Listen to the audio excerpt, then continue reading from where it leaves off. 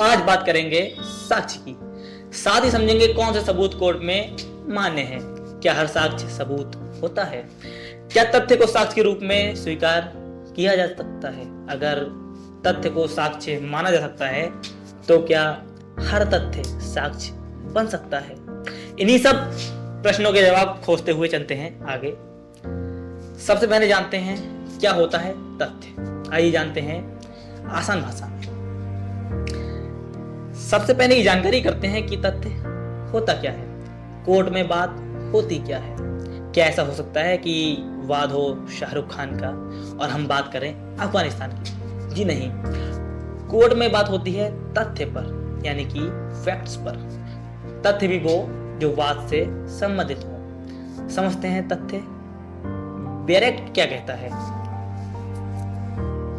बेरेक्ट की भाषा में बताऊं तो ऐसी कोई भी बात जो आपकी इंद्रियों द्वारा बोधगम्य हो, whatever can be perceived by your senses as known as fact। कोई बता रहा है, आप सुन रहे हैं, तथ्य है। आप कार ड्राइव कर रहे हैं, ये तथ्य है। मैं बोल रहा हूं, आप सुन रहे हैं, ये भी तथ्य है। आप फेसबुक चला रहे हैं, व्हाट्सएप चला रहे हैं, ये भी एक तथ्य की श्रेणी में ही आएगा। साक्ष्य अधिनियम की धारा 3 में एक उदाहरण मिलता है कि अमुक स्थान पर अमुक क्रम में अमुक वस्तुएं रखी गई हैं। ये होता है भौतिक तथ्य। मोदी जी एक जनप्रिय नेता हैं, यह है एक मनोवैज्ञानिक तथ्य। तथ्य भी दो तरह के, एक भौतिक एक मनोवैज्ञानिक। धारा 5 में बताया गया है कि कोर्ट में वाद से संबंधित तथ्य ही प्रस्तुत किए जाएंगे, यानी कि जिन तथ्यों का वाद से कोई संबंध ना हो उनके बारे में बात ही नहीं होगी। अब चलते हैं सबूत की ओर। क्या होता है सबूत? जब कोई तथ्य कोर्ट के समक्ष रखे जाते हैं उन्हें हम फिर सबूत कहते हैं। सबूत, जी हां, आपका व्हाट्सएप चैट का स्क्रीनशॉट, आपके द्वारा रिकॉर्ड की गई वीडियो, वो सबूत नहीं है, ये वास्तविकता है। वो जब तक आपके फोन में है वो एक तथ्य है, परंतु किसी वाद के संबंध में यदि आप वो स्क्रीनशॉट कोर्ट के समक्ष प्रस्तुत करते हैं तब वो कहलाएंगे सबूत।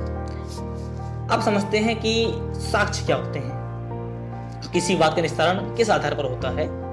हमने अभी तक जाना कि ना तो किसी बात का निस्तारण तथ्य के आधार पर होता है, ना ही सबूत के आधार पर। वाद का निस्तारण होता है साक्ष्य के आधार पर।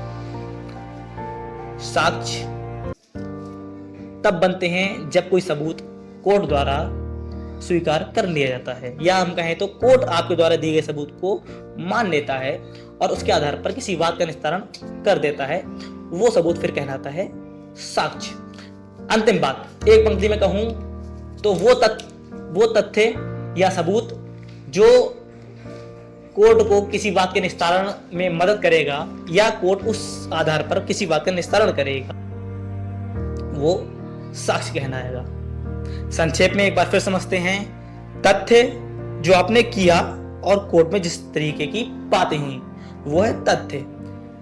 आपने कोई दस्तावेज या कोई वीडियो रिकॉर्डिंग या कोई स्क्रीनशॉट जब कोर्ट के समक्ष पेश किया वो बन गया सबूत, परंतु जैसे ही न्यायालय द्वारा वो सबूत स्वीकार कर लिया गया या मान लिया गया वो बन गया साक्ष्य।